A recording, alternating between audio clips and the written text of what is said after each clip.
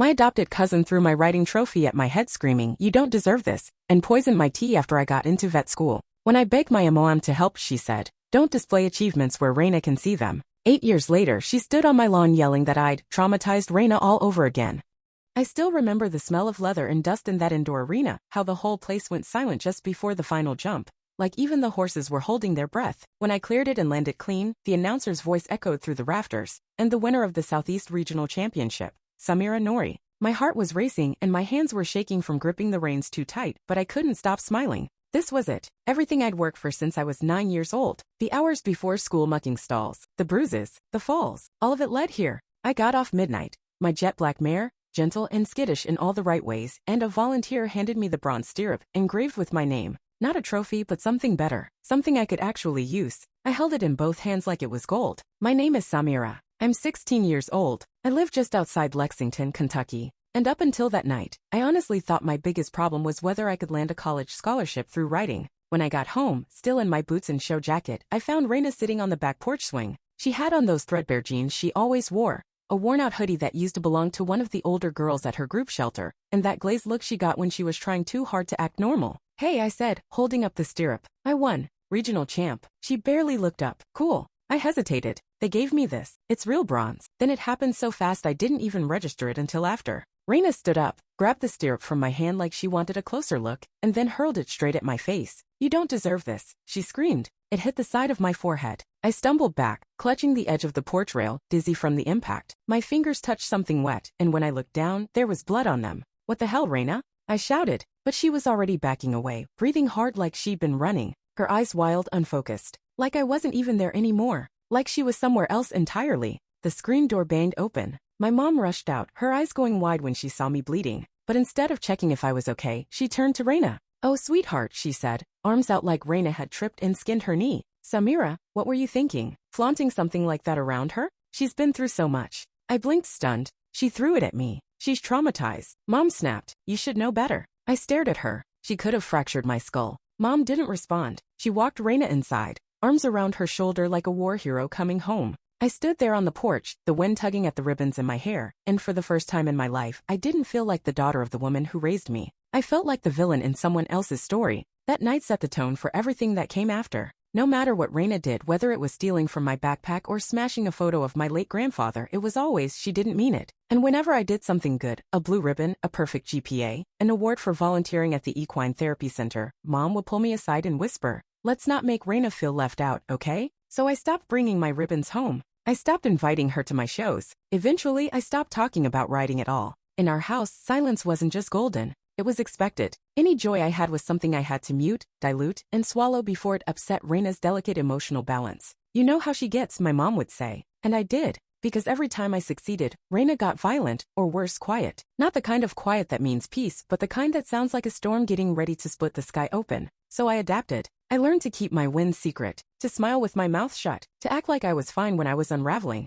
I wish I could say that was the worst of it. But this was just the spark, the first ripple in what would become an 8-year storm. By the time I turned 18, I had learned how to live small, smile without showing teeth, speak without making noise, shrink into myself when things got tense. It's like I trained my body to go quiet just so Reyna wouldn't notice I was happy. But inside, I was planning my escape. I had spent the last 2 years applying to every top pre-vet program in the country, hiding acceptance letters in my boot box and scholarship papers under the loose floorboard beneath my bed. I never told anyone about my interviews. I borrowed a neighbor's old car to drive 3 hours to one of them. Told Mom I was volunteering at the stables that weekend. So when I got the early admission letter from University of Michigan's veterinary program, one of the best in the country, I nearly passed out. I'd done it. I'd made it. And no one, not Reyna, not even my mom, had the faintest idea. That night, I couldn't keep it in. I slipped my phone into my hoodie pocket, walked around the block to the edge of the woods, and sat on a rotting bench we used to play on as kids. I opened the email again, reading the words over and over. "Congratulations, Samira.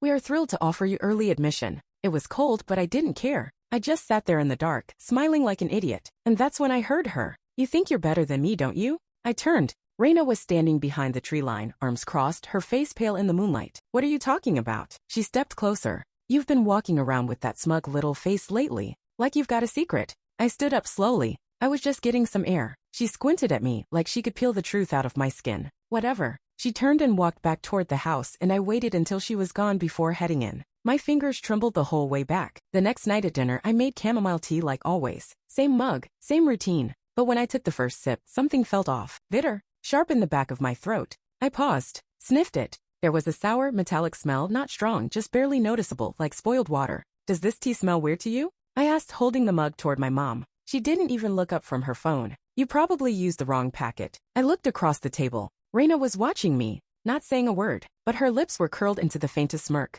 My gut flipped. I didn't drink the rest. Later that night, after everyone went to bed, I poured the rest of the tea into a Ziploc bag and drove it to the small 24-hour animal clinic where I used to intern. I told the tech on duty I'd found something weird in my horse's water and needed a toxin screen. 2 days later, she texted me the results. Trace amounts of ethylene glycol, antifreeze, not enough to kill someone, but enough to make them sick. My hands shook as I read it. I couldn't prove it was Reyna. Not directly, but I didn't need to. I knew what I felt. And worse, I knew what would happen if I said anything. At dinner that night, I slid my tea mug away and said, I'm not drinking anything I didn't make myself anymore. Mom looked up, half smiling. Don't be paranoid, Samira. Right, I said. Reyna was biting her thumbnail and grinning into her lap. I knew what I had to do. That weekend, I drove to campus alone and found a studio apartment near the vet school. I signed the lease using the scholarship stipend. Quiet, clean, one exit from the animal hospital. I didn't tell anyone. I started making lists, documents to pack, things to buy, new number to activate. I even used an online form to forward all my mail. Every step was like a tiny secret rebellion. One more brick in the wall I was building between me and them. But secrets have a way of slipping out. 3 weeks before the move, I got home from work and found my mom waiting in the kitchen. I got a call from the loan office, she said. They said you declined the parent cosign form. My chest went cold. I didn't ask for a cosign. Well, Reyna and I had a talk, and I think it would be good for her to come with you. Share your dorm. Help her get used to campus life. She needs to be around you right now. It felt like the walls were tilting. She's not coming, I said quietly. My mother stared at me. What do you mean? I'm not taking her. This is my life. Silence. Then her face hardened. You want to do this on your own? Fine. But don't expect a single cent from us. I never did. She stepped closer. We sacrificed everything for you, Samira. No, you sacrificed everything for her. I didn't say it out loud. I just nodded and walked away. That night, I applied for 3 student loans and scheduled extra hours at the kennel. I borrowed money from a retired trainer I'd worked with for years. I took a night shift cleaning the barn at a rescue ranch just to stack more cash.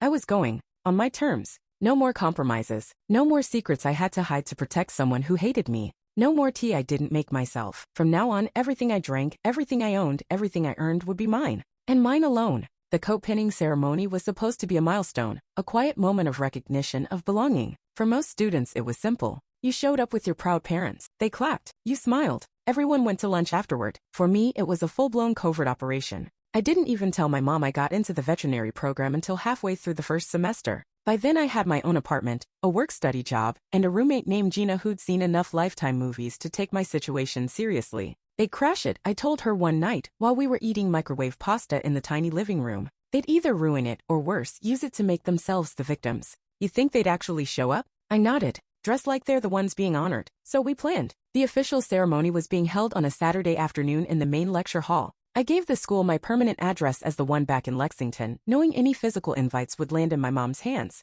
I told everyone else I wasn't participating. Then Gina got to work. She created a fake RSVP email address, something simple like vetceremonyrsvp@gmail.com. We posted it on a flyer, snapped a photo, and uploaded it to an Instagram story meant to be seen by exactly 3 people. Just had to submit my RSVP for the coat ceremony. The caption read, "So excited for the big day." Location, Grand Ballroom, Huntington Campus Center. Not even close to the actual venue. We made sure her story was visible only to Reyna and my mom, using an old burner account Gina kept for trolling her ex. Sure enough, 2 days later, my mom texted, "Mom, glad to see you're finally acknowledging family again. We'll be there. Reyna already has something to wear." I stared at the screen, my stomach twisting. This was actually happening. On the day of the ceremony, I wore dark jeans and a hoodie and entered through the back of the lecture hall past the loading dock. The building staff had already been briefed. I'd emailed them earlier in the week, warning that my estranged relatives might show up uninvited. Just give us a signal, the head of security had said. At 1:45 p.m., I stood in line backstage with 43 other students, all of us holding white coats draped over our arms. My hands were sweating. My heart thudded in my ears. I kept thinking, they're going to find me. They're going to find a way in. They're going to ruin this. But when the music started and they called my name, nothing happened. No screaming, no interruption, no guilt-tripping text, just applause. I stepped out under the lights and slipped into the coat as the program director clapped me on the back. That was the moment it hit me. I had done this. No one dragged me here. No one forced me to smile. No one took credit for my work. I looked out over the crowd, rows of clapping parents and misty-eyed siblings, and for once I wasn't searching for my mother's face. I wasn't scanning for Reyna's scowl. I was free. After the ceremony, Gina met me outside with flowers and a selfie stick. They're gonna lose their minds when they realize it's the wrong location, she said, handing me a bouquet of sunflowers wrapped in tissue paper. Yeah, I said, smiling. But this time, I'm not there to hear it. That night, while I was still riding the high of the ceremony, Gina showed me a photo someone had posted on Facebook. It was taken inside the Huntington Ballroom. Reyna in a red dress too formal for a pinning, standing in the center of the empty space. My mother beside her, clutching a bouquet of wilted carnations. Both of them looking confused. Angry. One of the captions read, "Apparently there's been a mistake. She's not here." I stared at the screen for a long time. "They wore matching heels," Gina whispered. "That's commitment to the bit." I laughed. For the first time in years, it wasn't nervous or bitter. It was real. I had walked that stage on my own. No sabotage. No guilt. No one hijacking the spotlight. Just me. In my white coat. My chin high. My name called without apology. I started packing on a Wednesday. Quietly, carefully, like someone sneaking out of a place they weren't supposed to be in. My lease for the new studio apartment had just kicked in, and I'd scheduled the move over the weekend, when Mom was supposed to be working a double shift at the clinic. I didn't tell her. I didn't tell anyone. Except Gina, who showed up that morning in a borrowed pickup with a thermos of gas station coffee and a playlist titled, "Get the Hell Out." "This still feel real to you?" she asked, grabbing a box labeled, "Textbooks plus secret stash of Cliff Bars." I nodded. Kind of. Mostly just feels like I'm stealing my own life back. We moved fast. I had kept my room sparse on purpose, a few posters, some folded writing gear in the closet, a pile of old biology notes I never let Reyna see. I loaded my boots into the back seat and took one last look around. It was weird. There was no real sadness, no swelling music in my head, just this clean, sharp sense of relief, like a window finally opening in a room that had smelled stale for years. Gina handed me my framed photo of midnight, the mare I trained for half a decade and had to sell last spring to pay my first tuition deposit. "You keeping this?" she asked. I nodded. She's the reason I made it out. By early afternoon, most of my things were already in the truck. We had 2 more boxes to go, one of kitchen stuff, one of documents, when I heard the screen door creak behind me. I froze. Reyna was standing at the top of the stairs, barefoot, arms crossed, her hair pulled back like she'd just woken up from a nap. "Leaving?" she asked. There was no venom in her voice, just a kind of flat curiosity, like she was asking what time the mail came. "Yeah," I said slowly. "I signed a lease near campus. Just easier for work and school." She nodded once. "Makes sense." Then she turned and walked back inside. No fight, no screaming, just gone. And honestly, that rattled me more than if she'd come at me swinging. Gina whispered, "That was creepy, right?" I nodded, my throat suddenly dry. 15 minutes later, we were carrying the last 2 boxes down when Mom's car pulled into the driveway. She wasn't supposed to be home until 6. My chest went tight. I shot Gina a look. "Finish loading," I whispered. "No matter what happens." Mom stepped out, still in her scrubs, holding a half-eaten protein bar and keys dangling from her fingers. Her eyes went from the truck to me to the half-empty porch in about 2 seconds. "Samira," she said slowly, "what is this?" "I'm moving out." She blinked. "Without telling me?" I didn't think it would go well if I did. She stepped forward, jaw tightening. "You're abandoning your family." I didn't say anything. "You know what this will do to Reyna?" she snapped, grabbing my arm. "Do you have any idea how hard she's worked to feel stable? And now you're just gonna leave?" I pulled my arm free. "No," I said steady. "I'm going to school. To work. To a place where I'm not a problem just for existing." Her face went red. "You're selfish." I took a breath, even and deep. "No. I'm just done being responsible for someone else's healing while choking on my own." She tried to block the steps. Arms spread across the porch like a bad crossing guard.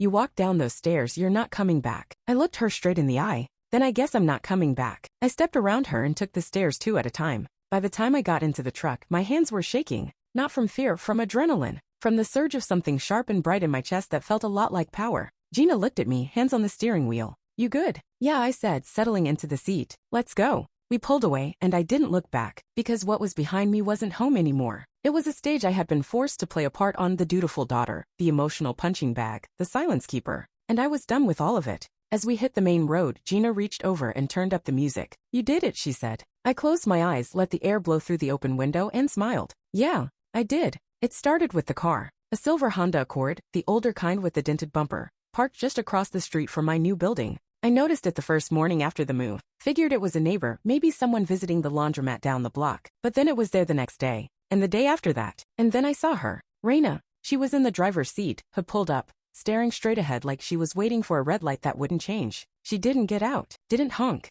just sat there. Engine off, eyes fixed on the building. On me. The first time, I froze behind my curtain. Just watched. Heart in my throat, breath shallow. The second time, I walked away from the window. Pretended it wasn't happening. The third time, I stood there for a full minute, then pulled the shade down and locked the front door, even though I already knew she wasn't coming in. She didn't text. Didn't call. She just watched. 3 days. Same spot. Same time. Always around 6 p.m., just before dusk, when the streetlights buzzed to life and the sky turned that bruised purple color. By the fourth day, I'd stopped pretending to ignore it. I couldn't sleep, couldn't focus at class. Even the animals at the clinic could tell something was off. The border collie I usually fed licked my hand gently like he knew I was on edge. That night, I snapped. I grabbed the hoodie, marched down the stairs, crossed the street barefoot. She didn't flinch. I stopped 2 feet from the driver's side door. Are you planning to just live in your car now? She looked up slowly. Her eyes were red-rimmed. Not from crying, more like she hadn't slept in days. I wasn't gonna stay, she said. I didn't know where else to go. You've got a house. No, she said softly.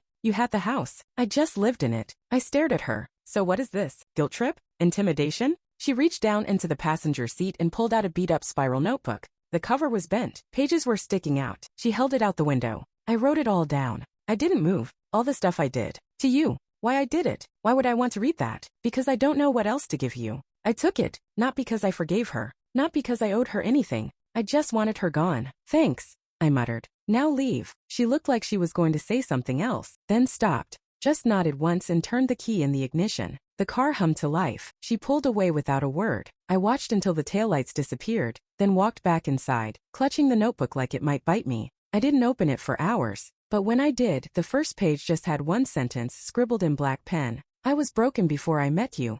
And then I hated you for not being broken too. The pages that followed were chaotic, frantic handwriting, crossed out lines, barely coherent thoughts. She listed everything she'd done, the riding stirrup, the tea, the things she broke when no one was watching. She wrote about foster homes and nights in locked rooms, about what it felt like to see me smiling when she didn't know how to feel joy without guilt. She ended with, I don't want to be the reason you never trust anyone. I don't want to be your story's villain forever. I sat there in silence. It didn't make anything okay. It didn't erase what she'd done, but for the first time in years, she wasn't hiding behind silence or excuses or mom. She was just a person, flawed, messed up, damaged. I closed the notebook and set it on the counter. I didn't know what to do next, whether to talk to her again, whether to forgive her, but I knew one thing. This wasn't over. Not really. It was either the beginning of something new, or just another game I'd have to learn how to survive. And for the first time in a long time, I wasn't sure which one I wanted it to be. The first message came on a Monday afternoon, while I was on lunch break at the campus clinic, elbow deep in a wriggling Labrador puppy. I didn't see it until later, but the subject line froze me the second I opened my phone. From Reyna, you need to know what mom's planning. I sat there, surrounded by half-eaten vending machine snacks and sterile metal counters, staring at the screen. The message was short. They're calling it an intervention. Thanksgiving weekend. Whole family's coming. You're the target. They want to convince you to come home. I told them I'd help. I won't. Be careful. No greeting. No apology. Just a warning. My stomach turned. This was mom's big move. An ambush dressed up as a family reunion. Classic. Thanksgiving had always been the one time of year she insisted on being normal. Turkey. Matching napkins. Forced hugs. The whole thing like a department store catalog that smelled like tension and lies. And this year, I was the project, the runaway daughter, the ungrateful one, the selfish trigger, who had abandoned poor, fragile Reyna. I closed my phone, texted Gina, me, not going to Thanksgiving. They're planning a setup. Can I go off-grid for a few days? She replied in under 10 seconds. Gina, we already bought extra pie. Your blanket fort awaits. That Wednesday I left town. No forwarding address, no social media. I even turned off location on every app. I spent the holiday at Gina's grandparents' place in rural Indiana. All pine trees, firewood, and endless casseroles. Her family didn't ask questions. They just handed me a slice of pumpkin pie and taught me how to win at dominoes. It was the first Thanksgiving I'd had in years where no one accused me of ruining anything. The intervention, from what Reyna told me later, went sideways almost immediately. She sent me another message that Sunday. They came. They brought photos. They read letters. Dad showed up late. Mom cried. I told them I was done being the reason you were treated like a threat. Then I left. They didn't take it well. Be careful. The warning was vague, but I felt it in my bones. Something had shifted, and I was right. Monday morning, I got a call from the campus job center. Hi, Samira. We had a few issues pop up in your file. What kind of issues? Well, someone logged into your student account and submitted changes to your work-study paperwork. Also, we received an email from an address claiming to be you. withdrawing your internship application. I stood in the hallway, heart pounding. That wasn't me. They paused. We figured. Your advisor flagged it. Just wanted to double check. I spent the rest of the day combing through every login, every form, every inbox. They hadn't just tried to pull me back. They tried to burn everything I'd built outside of them. And it wasn't Reyna. I knew that instinctively. This was precision sabotage. This was my mom. The fake emails, the changed passwords, the sneaky phone calls, all disguised as concern. It was the same playbook, just updated for adulthood. They couldn't control me anymore, so now they wanted to ruin me. That night, I opened a blank folder on my laptop and titled it, Protect Samira, Legal Prep. I started saving everything, screenshots, messages, timestamps. I made a spreadsheet of every strange login attempt. I printed out the email from Reyna. I even started recording my phone calls with certain people, just in case. I wasn't going to wait until they dragged me down. I was going to fight. It wasn't about revenge. It was about ending the cycle. No more reacting. No more hiding. This time I would build something they couldn't touch, something they couldn't twist or hijack or guilt their way into. My life, my rules, my name. And if they came for me again, I'd be ready. I didn't believe it at first. A protest? Outside my vet school? It sounded too ridiculous, too over the top, even for my mother. But when I stepped out of the animal hospital that morning and heard the chanting, I knew it wasn't a joke. At first I couldn't see anything, just the sound, that low, rhythmic pulse of people shouting in sync. Then I turned the corner and there they were. My mother. 2 of my aunts, 1 of my uncles, 3 cousins I hadn't seen since I was 14, and Reyna, all standing outside the main entrance of the College of Veterinary Medicine holding signs, actual signs. One read, Family Matters, Come Home, Samira. Another, Cruelty Isn't Just to Animals. One cousin, I couldn't even remember his name, was wearing a shirt that said, Ask me why Samira abandoned her sister. I stopped cold. The bag of dog food I'd been carrying slipped a little in my arms. The students on campus slowed down as they passed, their expressions a mix of confusion and curiosity. Someone snapped a photo. Another girl whispered, Is that for you? I nodded, numb. Yeah. My mother spotted me almost immediately. There she is, she shouted, pointing like I was some missing person finally found. Samira, come talk to us. I didn't move. Reyna didn't hold a sign. She just stood there, eyes low, hands in the sleeves of an oversized sweatshirt. She didn't speak, didn't smile, but she didn't walk away either. Security was already approaching, 2 guards from the front office, calm but firm. They spoke to my mother first. She threw up her hands in performative confusion, like she didn't understand why anyone had a problem with her, exercising her right to speak. They asked the group to move. She refused. One of the aunts started crying, real or fake, I couldn't tell. A few students filmed it. Someone whispered, What the hell is going on? I dropped the dog food off inside and didn't come back out. I waited in the staff break room for 20 minutes, my hands shaking. I could still hear them outside, chanting, calling my name, like I was a criminal, like I was the one who had hurt them. My advisor came in, quietly shut the door and asked, Do you want to go home for the day? I nodded. Yeah, but not to them. She helped me sneak out through the side entrance. I pulled my hoodie over my head, walked with my head down, and got in Gina's car 3 blocks away. By the time we made it to my apartment, I couldn't feel my fingers. I'd imagined a lot of things, arguments, sabotage, even more fake emails. But not this. Not a public shaming. Not them bringing signs to my school. Not them trying to brand me as the villain in front of the only place I'd ever felt like I belonged. I sat on the couch for a long time, silent, just breathing. Then my phone buzzed. Reyna, she's planning to do more. Local news, maybe a lawyer, said you're unstable and need to be reined in. Another text came right after. I'll talk to whoever I need to, but you have to stop pretending this will go away. I stared at the messages. My mouth went dry. She was right. I tried silence, distance, peace. It didn't work. They weren't going to stop until they got what they wanted, a version of me that would crawl back, apologize for escaping, and let them rewrite the story to make me the problem. I was done running, done ducking behind campus doors and whispering around the truth. If they wanted war, they were going to get a reckoning. We met at a diner, one of those middle-of-nowhere spots off the highway with peeling booths and laminated menus sticky from syrup spills. Neutral ground,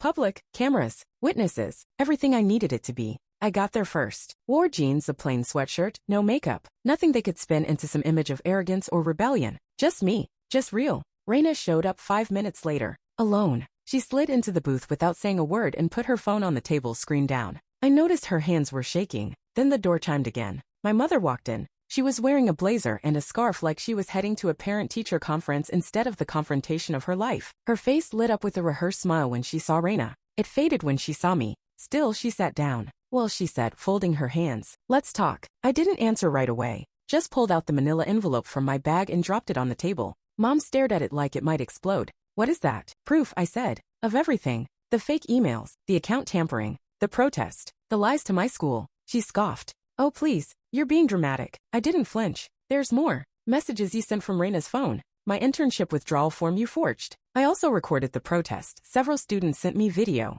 I was trying to get your attention. She snapped. You weren't listening. We were trying to help. Reyna cleared her throat. Mom turned, eyebrows raised. Something to add? Reyna sat straighter. She wasn't trying to hurt you. You were trying to control her. There's a difference. Mom blinked. Excuse me. I know what you've been doing, Reyna said, voice even. And I'm not playing along anymore. My mother looked like she'd been slapped. I thought I was protecting you, she said, her voice suddenly quieter. I thought if we all stayed together, we'd heal together. I didn't want to lose another daughter. You didn't lose me, I said. You gave me away, piece by piece. Every time you made me small to make her feel whole. Every time you told me to shrink, to stay quiet, to wait. You made me carry her pain like it was mine. She was hurting. So was I cut in. But nobody ever asked what it did to me. Nobody ever looked at me bleeding on the porch and said, hey, maybe Samira needs someone too. You just told me to stop making it worse for Reyna. My voice cracked, but I didn't stop. You used her as a reason to control me. And now you're mad I don't let you anymore. Mom looked at Reyna for help. Reyna looked away. I slid the envelope across the table.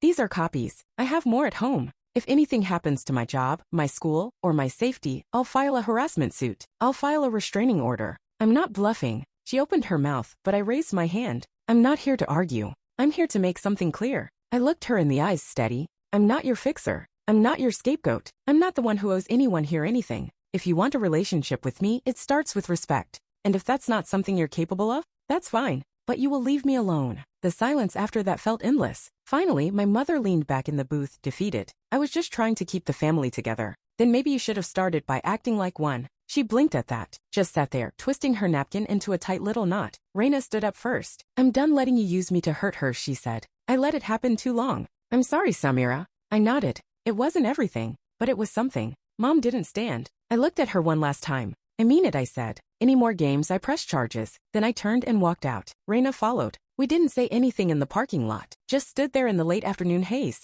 Two girls who'd spent half their lives trapped in a story someone else wrote for them. I didn't hug her, but I didn't hate her either. And for now that was enough. I got in my car, drove away. I didn't look in the rearview mirror. I didn't need to. That chapter was closed. Reyna moved out the following week. She didn't announce it. She didn't post about it. I only found out because she left a voice message, short and quiet, saying she'd enrolled in a trauma recovery program 2 towns over. She was working part-time at a pet supply store and living in a group-run women's house that offered therapy and job training. Just wanted you to know I'm trying, she said. Not for you. For me. But also for you. I didn't call back. I just mailed her a thank you letter. No return address. Just a note on plain paper that said, I believe you're capable of better. I hope you believe it too. Then I folded it, sealed the envelope, and sent it to the program's office. I kept moving forward. Classes picked up. Work got heavier. I started clinical rotations and learned how to reset a dislocated shoulder on a sheep and identify feline asthma just by the sound of a wheeze. For the first time in years, I could celebrate myself without scanning the room for signs of tension.